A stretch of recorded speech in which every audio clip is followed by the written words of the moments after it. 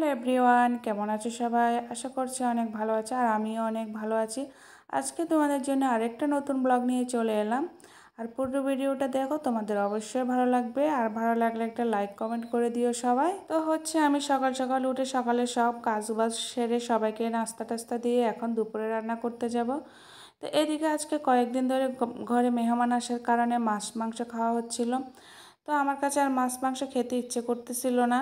আর আমাদের ফ্রিজে মাছ মাংস ছাড়া আর কিছুই ছিল না। তো ভাবলাম ছাদে গিয়ে দেখি কিছু পাই কিনা, কারণ ছাদে আমার শ্বশুর অনেক কিছুর বাগান করে রেখেছে আর আমরা এখান থেকে তুলে নিয়ে নিয়ে খাই। আর আমার শ্বশুরের অনেক শখ বাগান করা, অনেক গাছ লাগাইছে ছাদের মধ্যে। তো এদিকে চলে আসলাম শ্বশুরের বাগানে। ছাদের বাগানে কি পাই দেখি। তো আমি এসে দেখলাম যে অনেক সুন্দর সুন্দর শাক উঠে আছে। তো আজকে ভাবলাম শাকের একটা বড়া বানাবো। শাকের বড়া খেতে আমার খুবই ভালো লাগে। তো সেই জন্য আমি এখান থেকে কলমি শাক আর মরিচের শাক তুলে নিয়ে যাচ্ছি। আজকে এই শাকগুলো দিয়ে অনেক মজা করে বড়া বানাবো। তো এখানে দেখো শাকগুলো কি সুন্দর, একদম সবুজ সবুজ। আর আমি এখান থেকে কিছু ধান্না মরিচ ছিঁড়ে নিচ্ছি। শাকের বড়া দিয়ে গরম ভাত দিয়ে এই মরিচগুলা দিয়ে খেতে কিন্তু হেব্বি লাগে। তো আমি তো আমার জন্য এখানে শাকে বড়া করার জন্য শাক তুলে নিলাম, মরিচও নিয়ে নিলাম।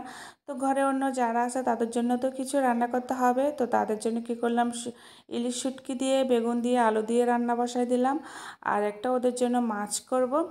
তো আমি খাবো শাকের বড়া দিয়ে, ওরা খাবে শুটকি আর মাছ দিয়ে। তো তোমাদের ব্লগটা কেমন লাগলো কমেন্ট করে জানিও। ভালো লাগলে একটা লাইক কমেন্ট শেয়ার করে দিও। বাই বাই, টাটা সবাইকে।